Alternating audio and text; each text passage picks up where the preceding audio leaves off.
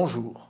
Pour cette émission spéciale consacrée bien évidemment à l'élection présidentielle prochaine, j'ai fait appel à un vrai spécialiste, Dominique de Montvalon, qui est éditorialiste, que vous connaissez déjà, vous l'avez vu souvent sur cette antenne, et qui s'occupe de la politique intérieure française depuis longtemps, 10 ans à demi-siècle, au moins. Bonjour Dominique, merci Bonjour beaucoup Bernard. d'avoir accepté. Alors c'est une élection à nul autre pareil qui nous attend là. Je crois qu'il n'y a rien de comparable avec ce qu'on a déjà vécu et ce qui se profile.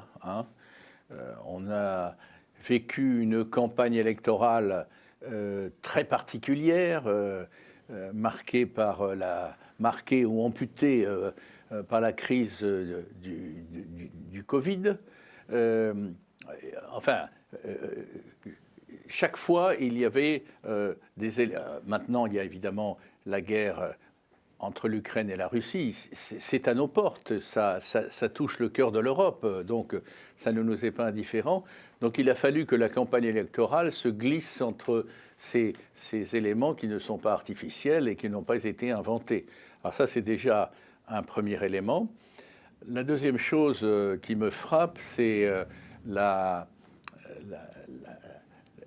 les passions personnelles. C'est-à-dire que, quoi qu'on pense de la politique d'Emmanuel Macron, il se trouve, peut-être sera-t-il néanmoins reconduit dans ses fonctions, mais il se trouve qu'il fait l'objet, de la part d'une solide fraction des Français, d'un rejet. On le présente comme arrogant, comme éventuellement même méprisant, comme coupé de la réalité. Donc ce sont des facteurs qui ont existé dans le passé, mais à ce degré-là, je n'en ai pas la certitude. En tout cas, je n'en ai pas le souvenir. Et puis, j'ajoute une troisième chose, on n'arrête pas d'être surpris, en bien ou en mal d'ailleurs. J'ajoute une troisième chose, c'est que quand on voit les résultats du premier tour, une chose saisissante. On savait que les deux des partis qui ont été les piliers de la Ve République, c'est-à-dire le Parti socialiste et la droite républicaine qui a pris d'origine gaulliste, qui a eu des appellations variées, enfin disons la droite républicaine, ces deux partis, on savait qu'ils étaient mal portants. On n'imaginait pas qu'ils allaient terminer à l'issue du premier tour dans un état cataclysmique. La représentante du Parti socialiste, alors je vais rappeler son nom quand même, la maire de Paris, Anne Hidalgo, est à moins de 2%. Moins de 2%. Et la représentante de la droite républicaine, Valérie Pécresse, est en dessous de la barre des 5%. C'est important parce que, d'abord c'est une symbolique, et puis en dessous de 5%, vous n'êtes pas totalement remboursé par l'État des frais que vous avez engagés. Et on a donc vu cette malheureuse Valérie Pécresse, une fois le résultat connu, dès le lendemain, dire j'ouvre pas une quête, mais enfin, si vous pouvez m'aider à rembourser les frais dans lesquels je me suis d'ailleurs en partie personnellement engagé. Mais attendez, Bernard, on est dans une situation qu'on n'a jamais connue, donc à partir de là, s'ouvre un second tour indécis, et la suite, avec les élections législatives qui suivront, parce que c'est du jamais vu. C'est du jamais vu. La terre tremble. Alors j'ai quelques chiffres là, et les partis opposés à l'ordre établi ont recueilli, par exemple, dans les Pyrénées-Orientales, dans les Bouches-du-Rhône, dans l'Aisne, dans la Haute-Marne, plus de 70% de voix, c'est-à-dire Marine Le Pen, Jean-Luc Mélenchon, Zemmour, Jean Lassalle, ce total, c'est quand même aussi des situations exceptionnelles de rejet. C'est un autre aspect des choses que vous avez, je vous rejoins tout à fait, vous avez tout à fait raison de souligner. Alors, cet agrégat de partis, je dirais, d'électeurs qui se sont regroupés sous différentes étiquettes, c'est des électeurs anti-système. Voilà. C'est comme ça qu'on pourrait... Ils ont une caractéristique, c'est que... On va voir le soir du second tour, mais il y a beaucoup de contradictions entre eux. Ils n'ont pas les mêmes racines et tout. Donc mais c'est un fait politique.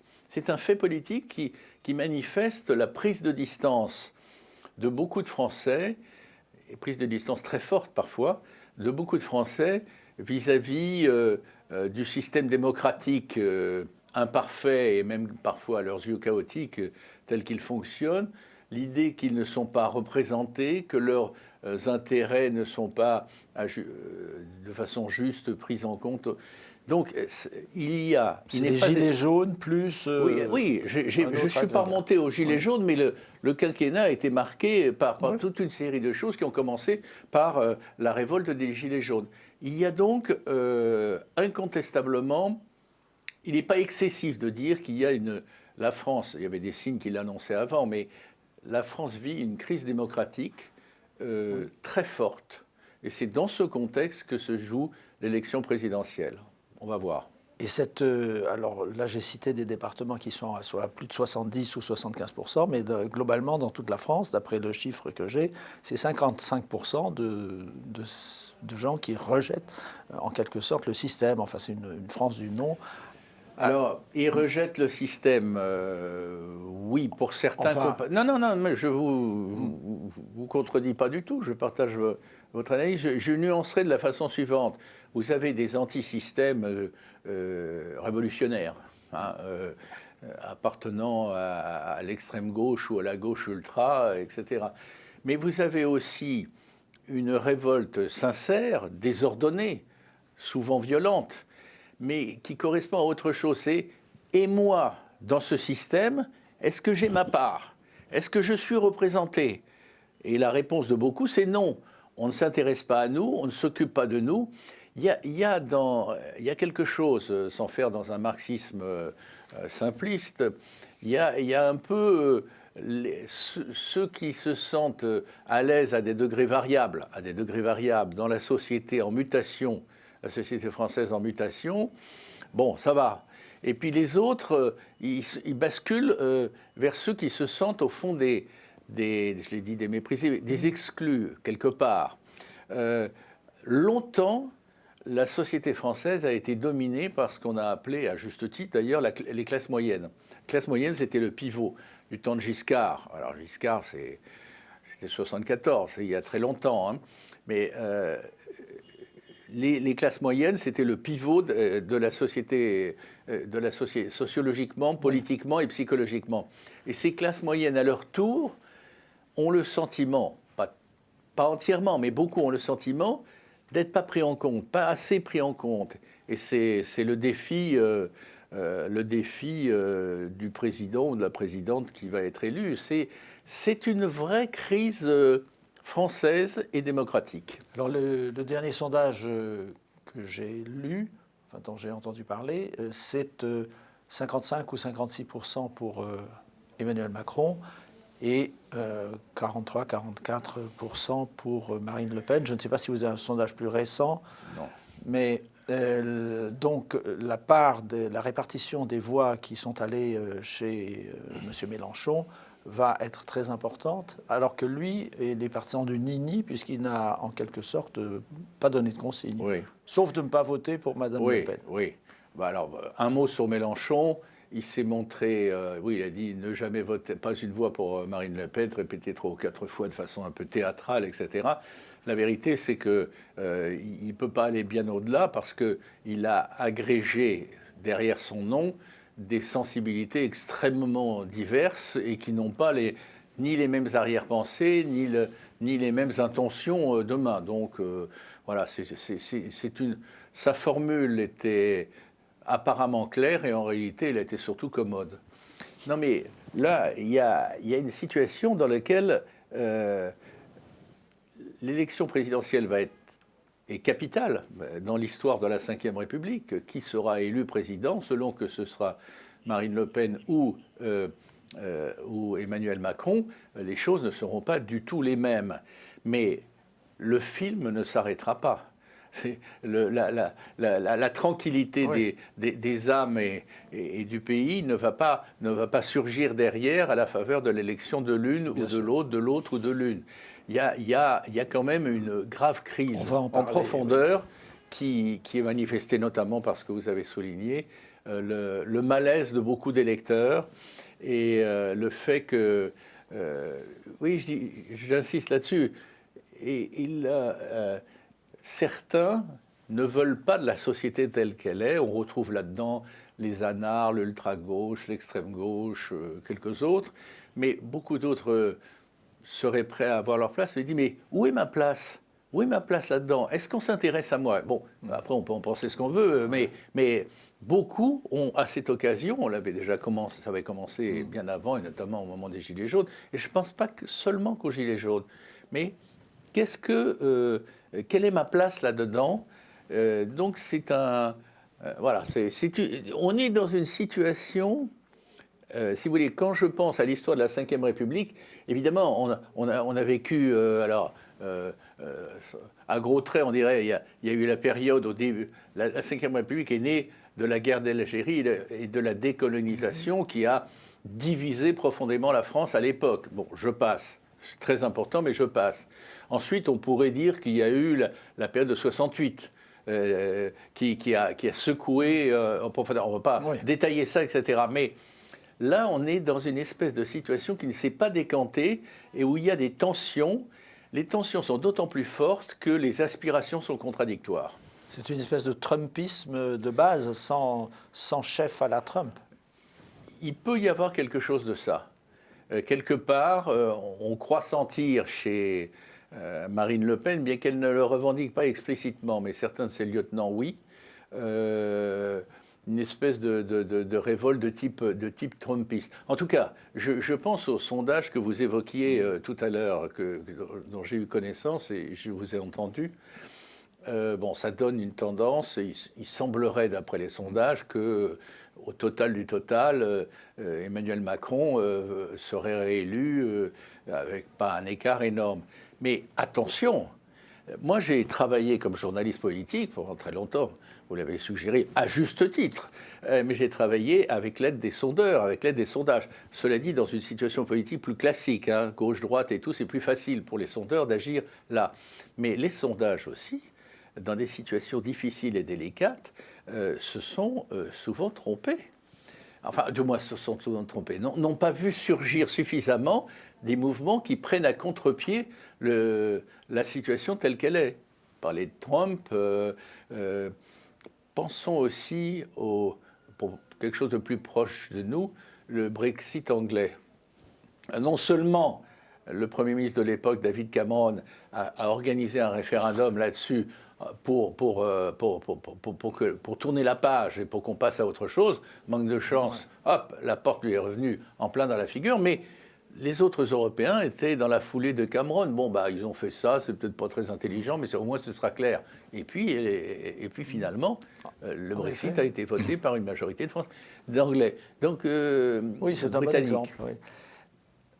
Selon vous, le débat dans les prochaines heures, qui va avoir lieu entre Emmanuel Macron et Marine Le Pen, ce débat télévisé, pourrait-il éventuellement changer la donne complètement ?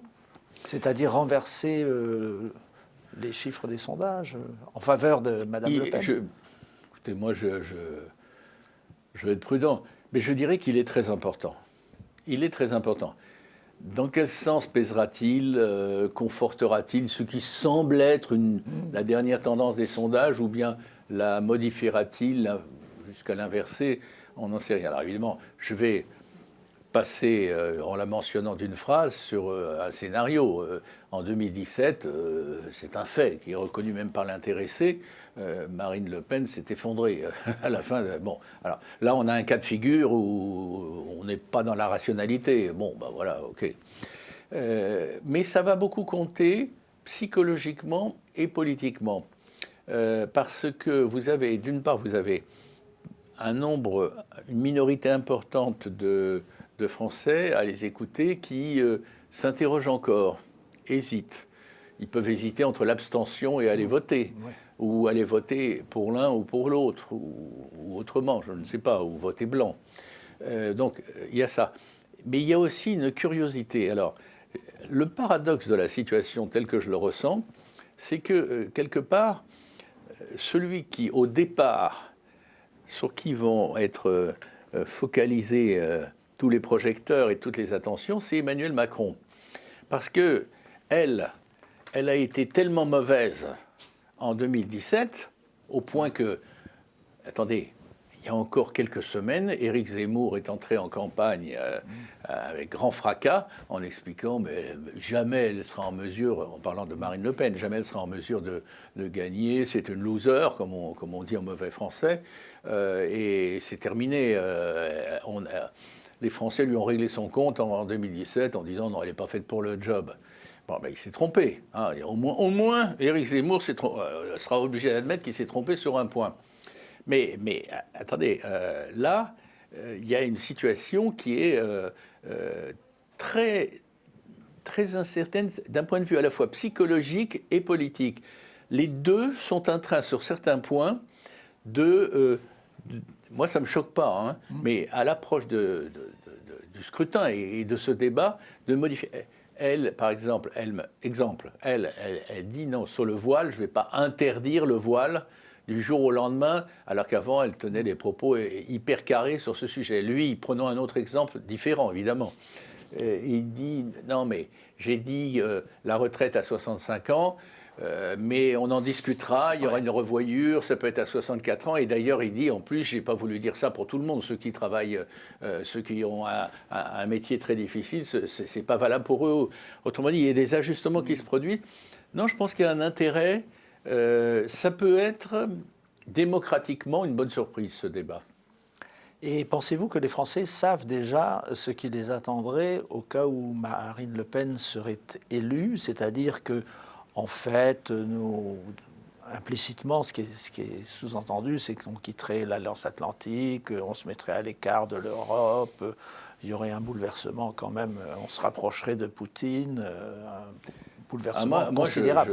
Moi, je vous réponds, je crois que la plupart des Français n'ont pas compris.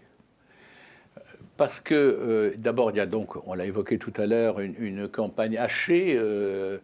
Il s'est passé tellement d'événements capitaux qui ont interféré qu'on n'a pas eu la campagne dans la longueur qui aurait permis d'éclairer les choses. Et puis là, vous parliez de Marine Le Pen. Dans le cas de Marine Le Pen, jusqu'à ce jour, ce qui est intéressant, elle a voulu ça, et jusqu'à un certain point, elle l'a obtenu, c'est de jouer sur sa personne, de mettre de la rondeur. Et là où elle a été extraordinaire, je mets ça avec des guillemets, bien entendu, c'est d'expliquer, avec moi, la France sera gérée comme une mère de famille, comme le ferait une mère de famille. C'est inattendu. Mais par rapport à l'image brutale, carrée, qui lui était attribuée, qui était parfois la réalité, hein, oui. C'est ça, cette mutation a servi Marine Le Pen, mais elle a desservi le fond du débat. Parce qu'effectivement, elle a des projets. S'agissant de l'Europe, il y a des problèmes. C'est moins qu'on puisse dire, il y aurait des problèmes. S'agissant de l'OTAN, vous l'avez évoqué, il y a des problèmes ou il y aurait des problèmes.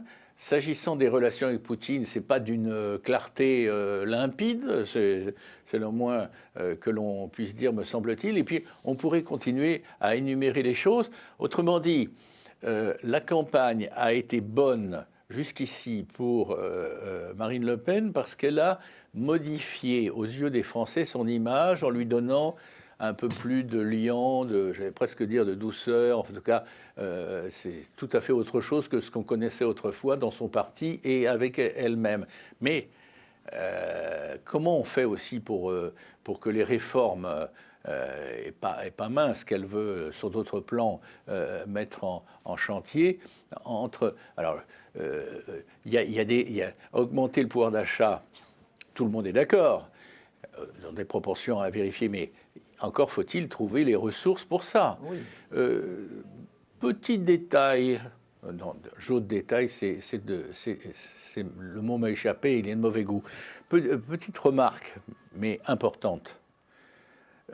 Vis-à-vis des immigrés, et je parle pas parce que là, chacun à sa façon, tout le monde est d'accord que les clandestins ne sont pas assez ramenés chez eux et que c'est un problème, il faut mettre de l'ordre là-dedans.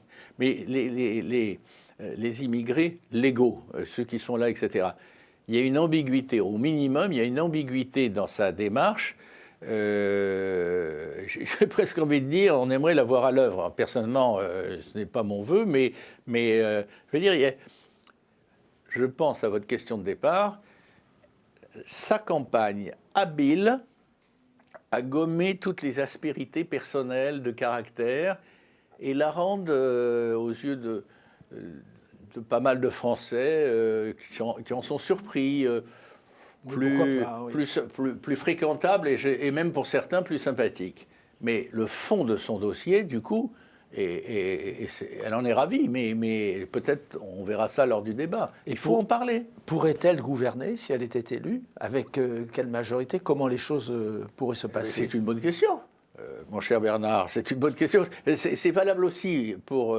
mais quand même, ce n'est pas la même chose. Il sort de 5 ans d'exercice de pouvoir pour Emmanuel Macron. Elle dit qu'elle veut un gouvernement d'union nationale, droite, gauche, centre et ailleurs. Bon, c'est intéressant parce que c'est complètement nouveau dans sa bouche, dans la bouche d'un dirigeant du RN issu du FN. On n'avait jamais encore entendu ça, mais avec qui? Avec qui? Elle manque, pour ce qui la concerne, elle manque, sauf s'ils surgissent peut-être, il y a encore quelques heures pour ça, mais il manque de poids lourds qui rassurent et qui incarnent quelque chose. On ne sait pas où on va, mais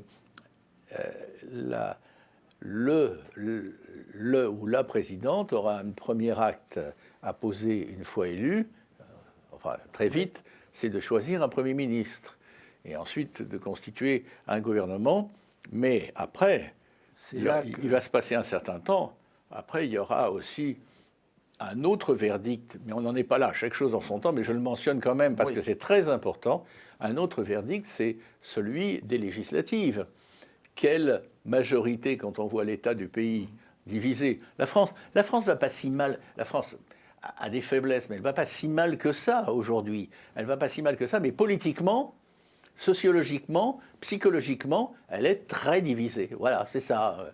Aujourd'hui, vous avez un représentant, c'est le porte-parole du gouvernement, Gabriel Attal. Alors, on peut ne pas être d'accord avec lui, mais c'est significatif parce qu'il n'aurait jamais dit ça il y a 5 ans, il y a 10 ans, il y a 15 ans. Il a dit « le plein emploi est possible dans 5 ans ». Bon, on peut dire que c'est une promesse qui n'engage que lui. Non, je suis d'accord. Mais c'est significatif quand même. Il y a du mieux sur certains terrains. Hein. Tout n'est pas parfait. Mais l'état de division du pays, la méfiance vis-à-vis, la méfiance de beaucoup de Français, même d'une partie de ceux qui vont voter Macron, vis-à-vis des gens d'en haut, de ceux qui gouvernent, de ceux qui les écoutent pas assez, de ceux qui sont des technos, comme on dit, des technocrates, etc. Cette méfiance s'est accrue et c'est un vrai problème. Alors je vois dans des déclarations et de part et d'autre, mais plus surprenant du côté d'Emmanuel Macron, mais pourquoi pas, qu'on commence à dire il faudrait par exemple revenir à la proportionnelle totale ou partielle. Et tout ça avec un état des finances publiques qui est très dégradé. Ouais. Donc, alors sur la proportionnelle, je veux simplement préciser, puisque je l'ai mentionné, que de toute façon, ça ne vaudra pas pour les législatives qui viennent. Hein, c'est un projet, c'est pas possible maintenant dans les délais qui sont... Et on a quand même des finances publiques, comme vous l'avez dit, qui sont très dégradées. On a une dette faramineuse. Donc, attendez, j'ai envie de dire d'une certaine façon, il va falloir retomber sur terre. Voilà. Hein, et on n'y est pas encore. Nous sommes en plein suspense. Je vous remercie pour votre très fine analyse de la situation à la veille de ce second tour de la présidentielle. Et je vous donne rendez-vous après ce second tour pour que... Si ce qu'on a dit, ou si ce que j'ai dit n'est pas trop éloigné de la réalité. J'ai mis des points d'interrogation, un peu angoissés, mais voilà. Il faudra venir avec une boule de cristal peut-être. Oui, cette fois, oui, absolument. Merci beaucoup. Merci à vous d'avoir suivi cette émission. Et à bientôt donc.